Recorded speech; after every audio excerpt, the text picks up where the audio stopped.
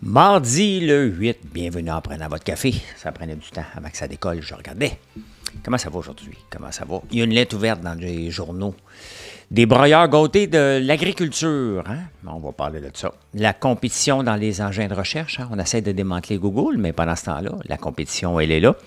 Le bloc intransigeant. Est-ce qu'il va se faire damer le pion par le NPD? Bien, c'est assez évident. Elon Musk a l'air épais. On va parler de ça. Toyota, que j'ai parlé la semaine passée, bien, ils font comme les autres. Ils laissent tomber l'inclusion à tout prix. Hein? On va parler de ça. La hausse des tickets en zone de construction. Hein? Pomerleau, un géant. Hey, moi, ça, de tripler mon revenu, moi aussi, en 5 ans. Hein? Faites-vous partie des Henry? On va vous dire ça. Probablement qu'il y a plusieurs d'entre vous qui en font partie. Et on va parler encore de notre vol. Un super article dans le Wall Street Journal. Quoi d'autre? Je vous présente l'oiseau qui a le plus de décibels au monde.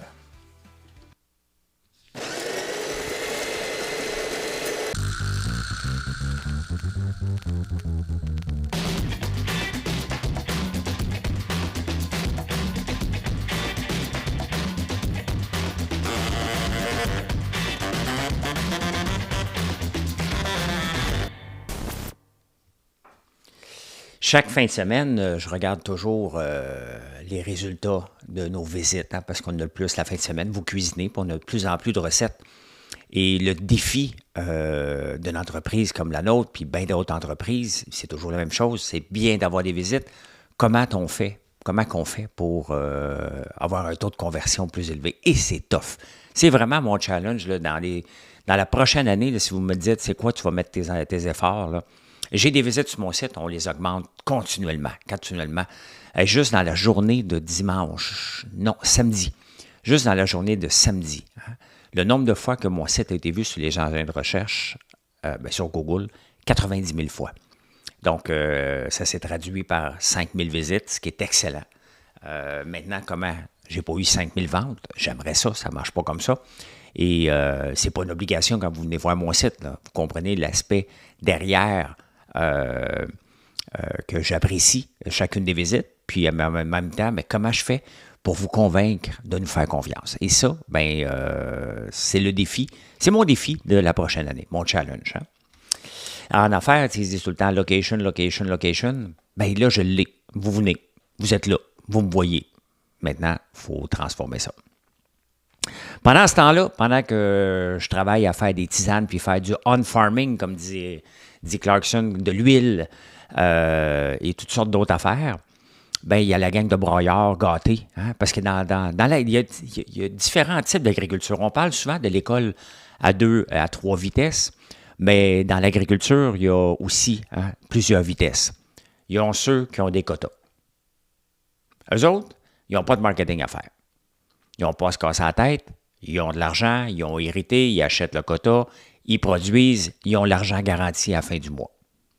Avec des petites virgules, là. Tu sais. Ce qui fait que leurs fermes valent entre 14, ça c'était il y a 2 ans, donc à peu près entre 12 et 16 millions à peu près en moyenne, leurs fermes. Ces gens-là, ce sont des privilégiés de l'agriculture. Ils se sont bâtis des quotas. C'est qui eux autres? Ce sont le lait, les œufs, le poulet, les dindons et les œufs d'incubation. Je ne savais pas qu'il y avait un quota là-dessus. Ben oui. Fait qu'eux autres, là, ils écrivent dans les journaux pour dire il faut faire passer le projet de loi C-232 qui va nous protéger à vie maintenant. On va avoir nos revenus à vie, on n'aura plus à se casser la tête dans les prochaines négociations avec d'autres pays pour le libre-échange. Sincèrement, ta gueule. Vos gueules. Sincèrement, vous êtes privilégiés de la société. Hein? C'est comme si Luc Poirier, là, il irait dans les journaux pour dire hey, regarde, augmentez pas les taxes. Moi, j'en ai payé beaucoup là, avec la vente de terrain à Nordvolt. Augmentez-les pas. On dirait ta gueule, Poirier. T'sais. Ben, c'est à peu près la même chose à un moment donné. Il faut avoir. Hein, je comprends là, que ça apporte des revenus stables à 12 entreprises, mais c'est les familles québécoises. Nous autres, les Québécois, là, on est tannés de payer plus cher pour des produits. C'est ça.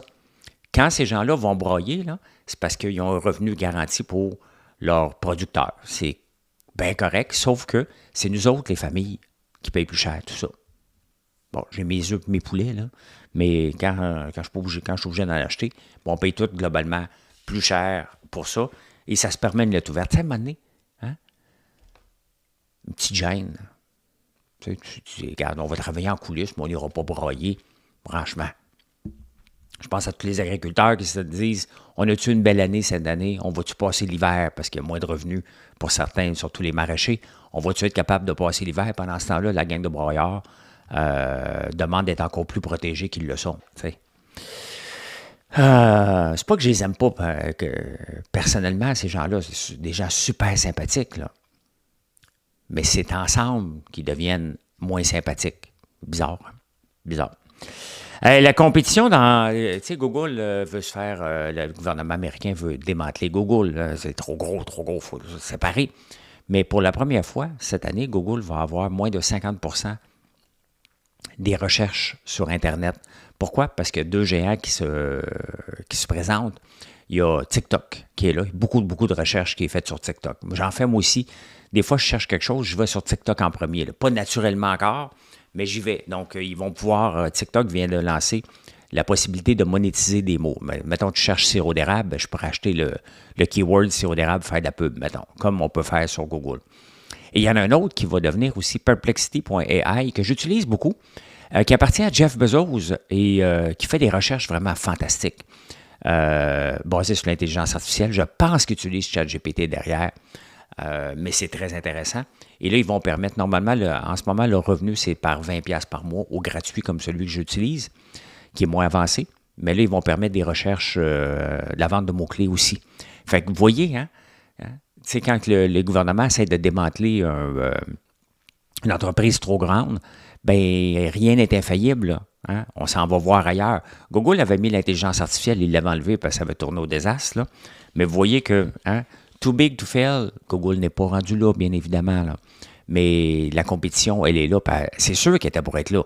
Quand un joueur domine autant un marché, ça veut dire qu'il y a de la possibilité pour quelqu'un. Bing n'a pas été capable de le prendre encore.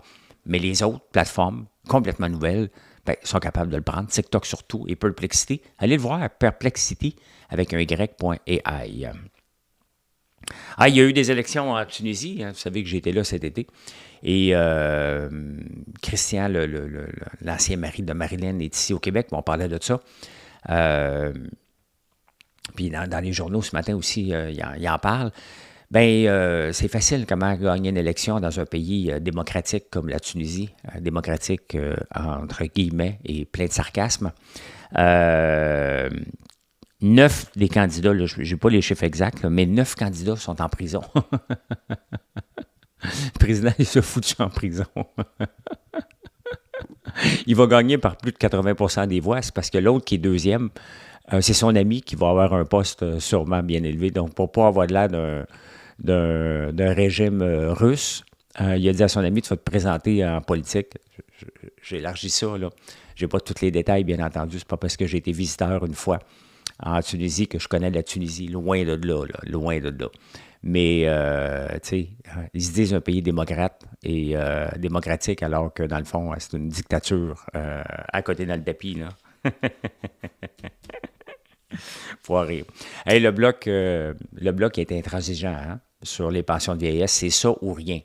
Mais tu sais, quand tu te mets dans une situation, c'est tout ou rien, c'est tout ou rien. Il n'y a pas l'appui de Paul Saint-Pierre Plamondon, il n'y a pas l'appui de François Legault. Il dit qu'il travaille pour les Québécois. Mais les Québécois, même si François Legault a dit en fin de semaine, regardez, pour les demandeurs d'asile, j'ai l'appui des Québécois. Non, tu n'as pas l'appui des Québécois. On t'a donné notre appui à la dernière élection. Là, on est un peu tanné, mais on ne peut pas te mettre dehors. Donc, on ne t'appuie pas. On t'endure. Hein? Donc là, le Bloc québécois qui se bombe le torse, qu'est-ce que vous pensez que le NPD va faire?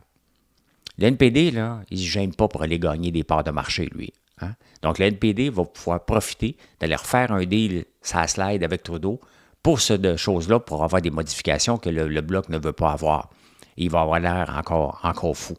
Sincèrement, là, le Bloc ne sert à rien s'il ne travaille pas avec les gouvernements en place. Qu'on l'aime ou pas, là, François Legault, en ce moment, il n'est pas aimé. Là. Hein? On ne l'aime plus. Puis qui a dit qu'il était mauvais? Commentateur à LCN, J'oublie celui qui a une grosse voix, là. Donc, il a dit que c'était un des pires. Sincèrement, il faut mettre François Legault parmi les pires premiers ministres qu'on a eu. Et on peut le voir, hein. Il fait partie de tous les entrepreneurs, de tout le monde qui ont eu une vie facile pendant la pandémie, où tout était compliqué, mais en même temps, hein, tout était plus facile. Tu as un seul problème à régler. Quand il y avait un gros problème à régler, François Legault, mais il n'avait qu'un seul, la pandémie, qu'il ne pouvait pas régler, il faisait la même chose que tout le monde. Donc là, c'était facile l'aimer parce qu'il y avait un seul projet. Maintenant, qu'il y en a plusieurs, ben, il n'est pas capable. Il est tout simplement pas capable. Il est extrêmement mauvais. Hein? Hey, avez-vous vu Elon Musk? Allez voir ça, Elon Musk, sur le... Ça fait le tour des journaux, avec le chandail Biden à peu près. Il saute dans les airs, il embarque sur le stage de Trump. Quel malaise, hein? Et honnêtement, je le suis, Elon Musk, comme à peu près tout le monde qui est sur X. Là, il fait de la propagande pour Trump, là. C'est bien beau, là. Mais il y a quand même des limites, là. Hein? Je répète que Trump n'écrit pas encore sur son réseau. Hein? Il avait été banni. Donc, il ne l'est plus, bien entendu. Mais là, à un moment donné, quel est le but? Hein? Comment tu peux être autant... est-ce que tu fais mal à ta marque Tesla ou ça marche? Je ne le sais pas. Je ne le sais pas, mais sincèrement, il avait l'air d'un cave. Il faut se le dire. Hein? En parlant de cave... À un moment donné, toutes les compagnies qui n'avaient pas une politique d'inclusion à tout prix étaient la compagnie épaisse, puis qu'il fallait bannir. Hein? Il fallait monter aux barricades pour dire cette compagnie-là n'offre pas des chances égales à tout le monde. Bien, ça, c'est terminé partout. Le travail à la maison, c'est terminé. Encore les grands, avec Amazon, dit regardez, le travail à la maison, là, c'est individuel et ça ne favorise pas la créativité et le travail d'équipe. C'est vrai, chacun travaille dans son silo de son côté. Et ça ne marche pas pour tout le monde. Il y a de plus en plus d'entreprises en 2025 que vous allez revoir. Mais là, la dernière en liste pour l'inclusion, bien, c'est Toyota que j'ai parlé la semaine passée, que je n'avais pas parlé de pain bout. Mais là, c'est à leur tour de dire, nous autres, on va favoriser maintenant que la compétence. C'est terminé les politiques d'inclusion à tout prix, puis le wokisme, puis faire plaisir à tout le monde. Là, ça ne marche pas.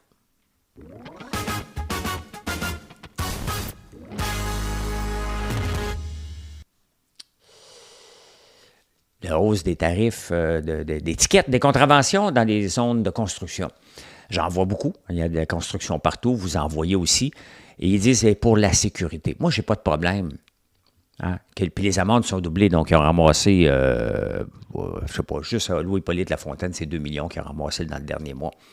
Pas de problème. Quand il y a des travailleurs, tu donnes une étiquette pour le double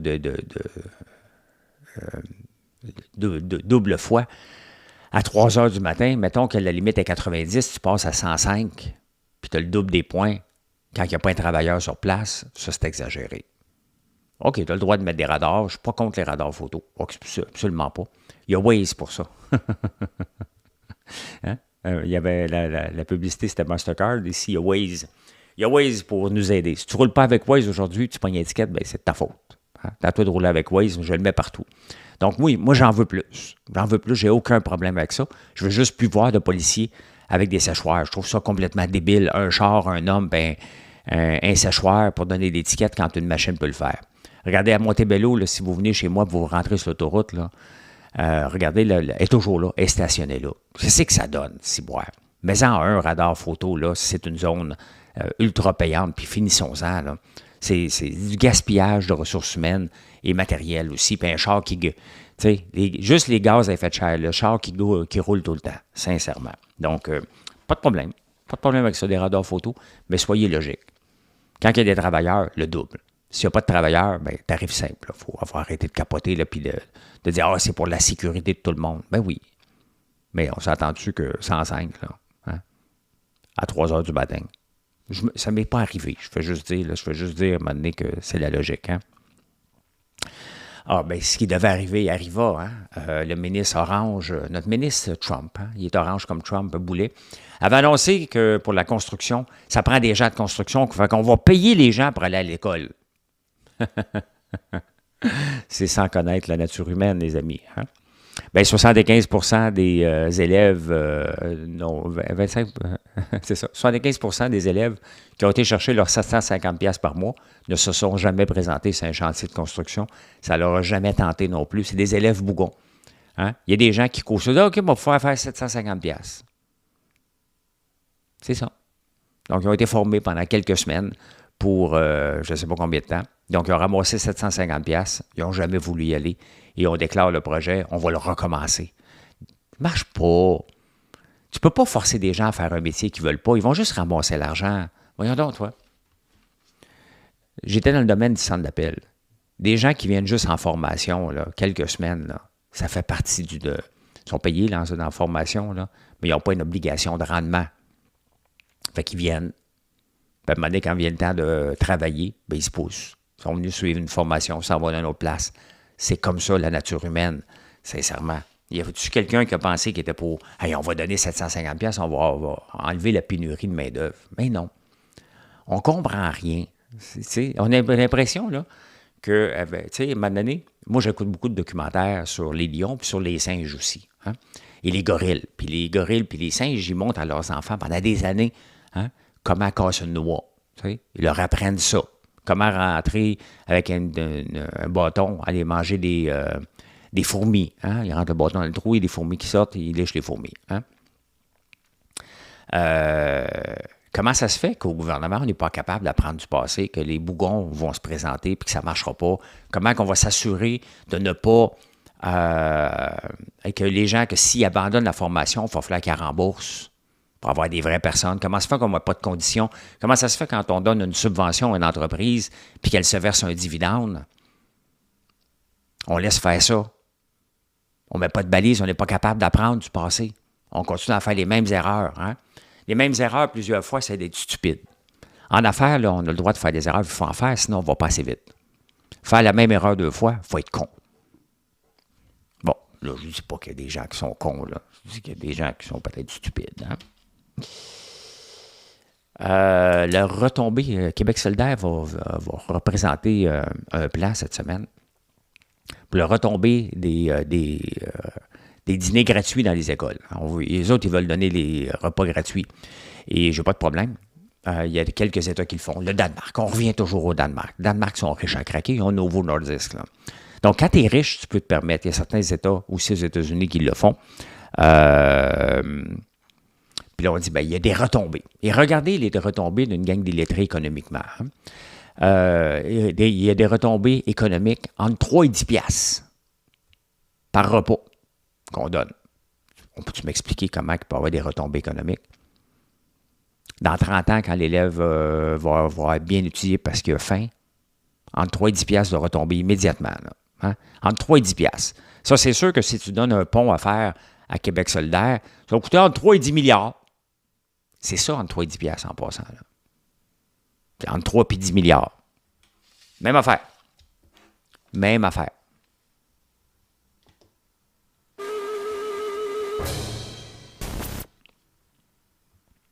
Même maudite affaire. Hey, je vous amène le 8 octobre 1973.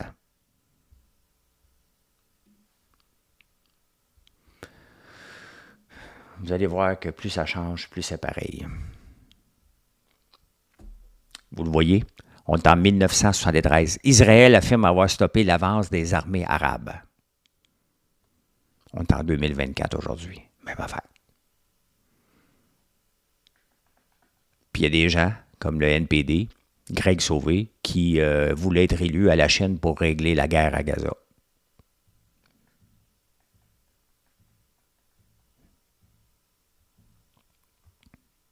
C'était ça la nouvelle. Pour dire que il y a des places dans le monde que c'est tellement ancré les guerres que tu regardes ça, qu'est-ce qu'on peut faire à part qu'être découragé. Hein?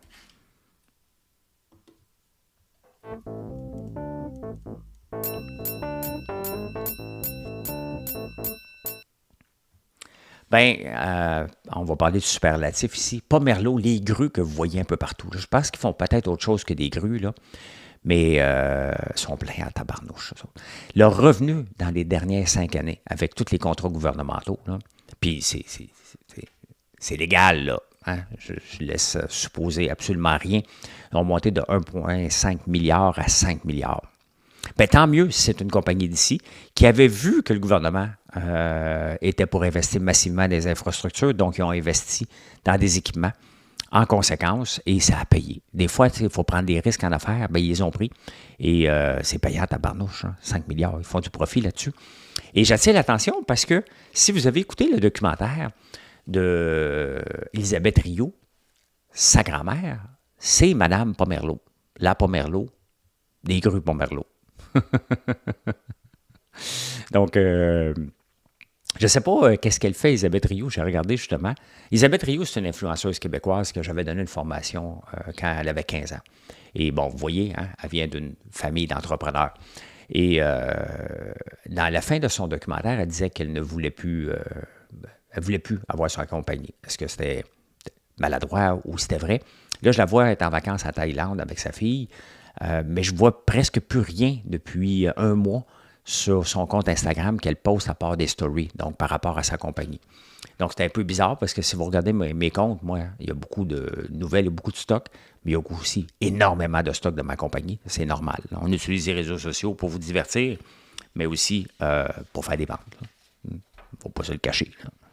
Pas se le cacher. Les insiders à la bourse. Hein. Et les insiders, c'est qui? C'est, mettons que moi, ma compagnie de François Lambert est à la bourse et je décide de racheter des actions. Hein. Donc, je fais une transaction d'initié. Marilyn ou mes sœurs font des actions. Quand on est privilégié des initiés, donc des gens proches des décisions, il faut déclarer ça. Donc, c'est les insider trading. Et au mois de juillet, c'était le plus bas niveau depuis 10 ans d'achat d'initiés. Un peu ici.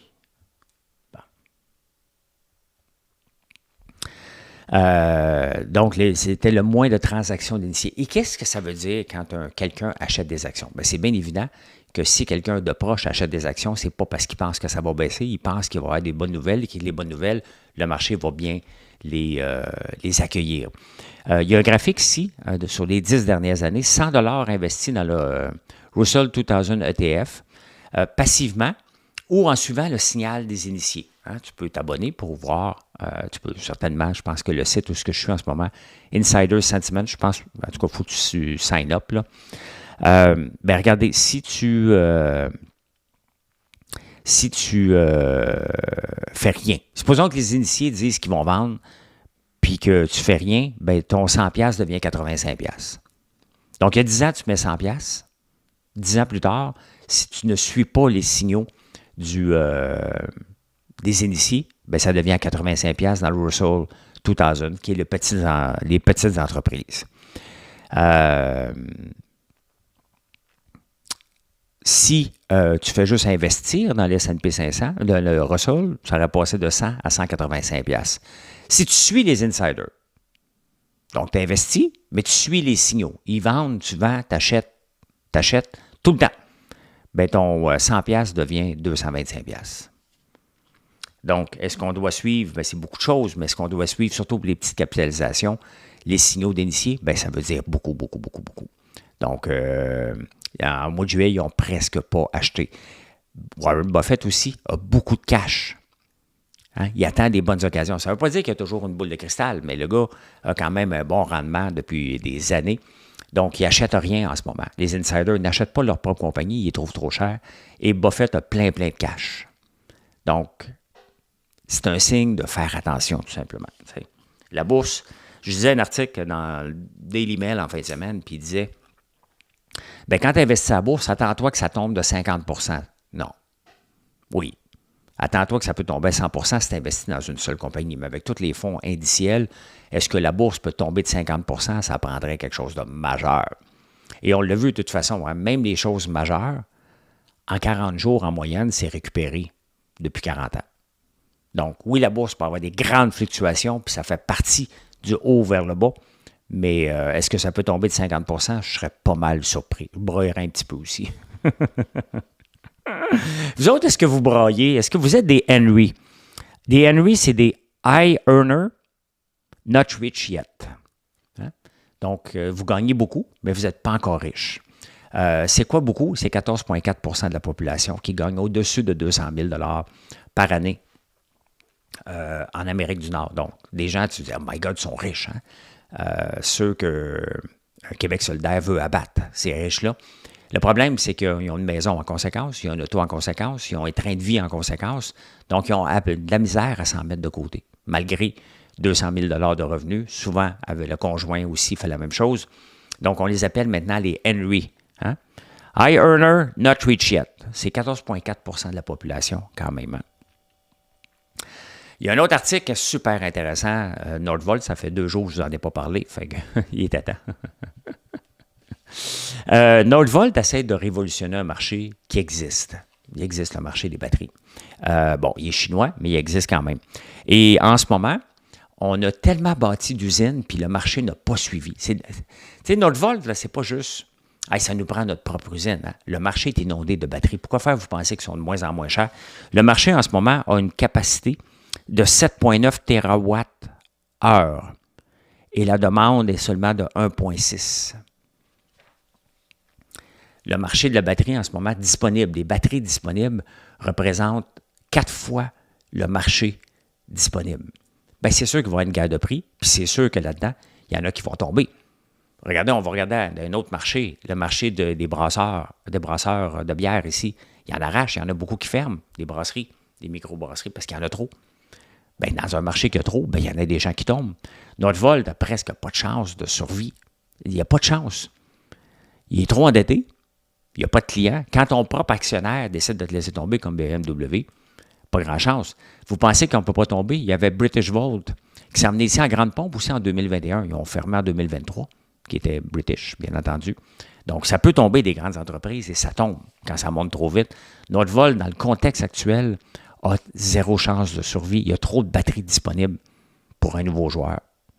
Le gouvernement du Québec n'a pas fait ses devoirs, encore une fois, de due diligence. Il a tellement voulu avoir sa propre batterie qu'il a gamblé. Il n'a pas investi, il a gamblé. Hein?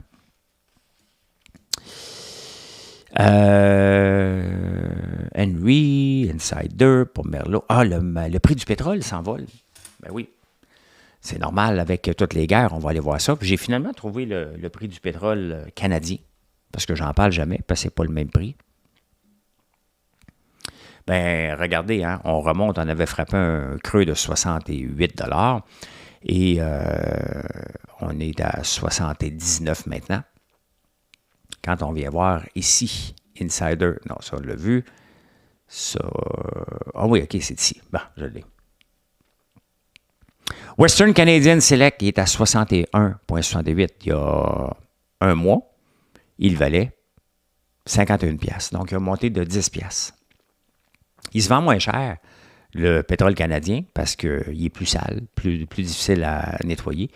L'année passée, au mois d'avril, il valait 71. Il remonte là. Donc, intéressant. On peut le suivre, c'est le Western Canadian Select. Maintenant, combien ça coûte extraire un baril de pétrole? Parce que, tu sais, c'est baisse ou on fait-tu de l'argent encore? Hein? Bien, le Canada est le 4e pays producteur mondial de pétrole.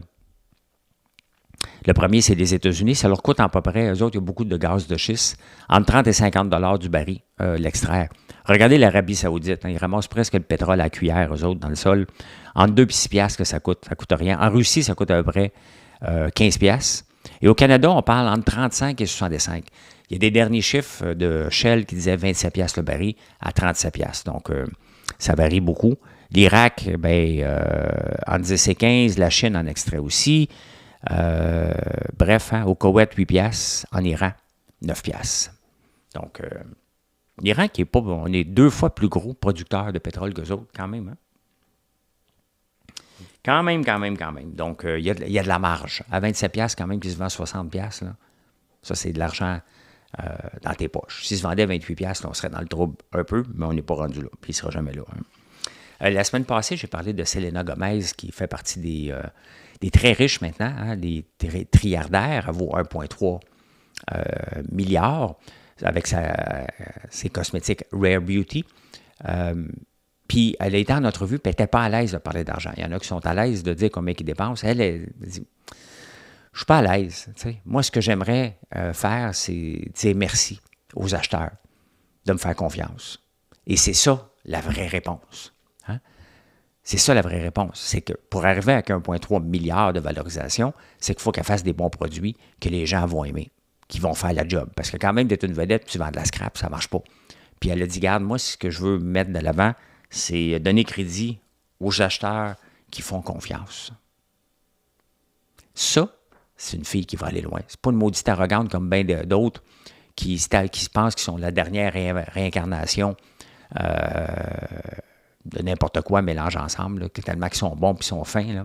Non, elle a les deux pieds sur terre et elle dit, écoute, on a lancé une belle gamme, puis disons merci aux acheteurs. Bien, c'est ce que je fais tous les jours, vous dire merci. Si ma compagnie a de la progression, c'est sûr que je travaille fort. Je pourrais dire, c'est tout grâce à moi. Mais si je vous mets des produits de marde, vous n'allez pas les acheter.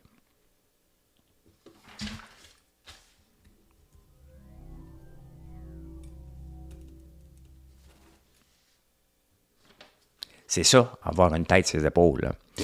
Êtes-vous tanné de swiper? Hein? Il y a un supermarché à Barcelone qui a fait fureur sur les réseaux sociaux. Pourquoi? Parce que lorsque tu vas faire ton épicerie, tu mets un ananas la tête à l'envers. Là, le problème, c'est que ça s'appelle Mercadona Dora à Barcelone. Puis ça a commencé dans d'autres villes aussi. Le problème, c'est qu'il manque d'ananas. Tu mets l'ananas, entre 7h et 8h le soir, tu vas faire ton marché, l'ananas la tête en l'air, en bas.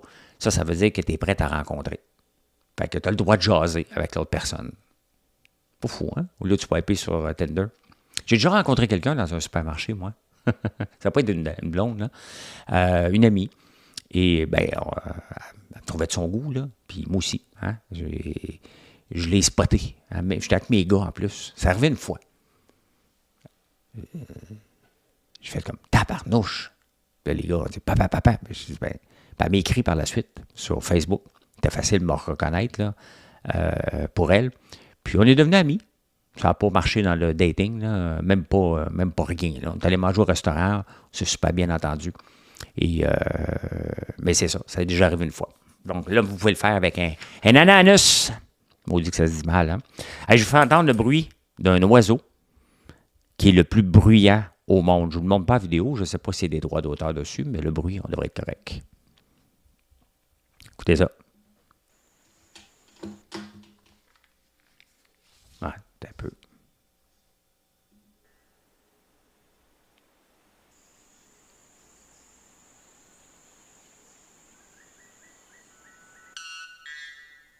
Hein? C'est l'araponga blanc pour séduire les femelles. Il espère que la POC, lui, hein? Il espère que la POC. C'est 125 décibels, c'est énorme, là. Hein? Là, on l'entend dans la vidéo. Si vous avez mis le son au bout, vous allez voir, là. Donc, voilà. Hein? Il y a un prof fictif, en terminant, qui existe depuis 1929. Et il a gagné un IG Nobel, là, ce que je vous présente régulièrement. Il a même fait partie du New York Times comme le prof le plus absent de l'histoire. Il n'a jamais existé. C'est une invention d'un autre quelqu'un qui a fait... Lui, a fait une étude sur les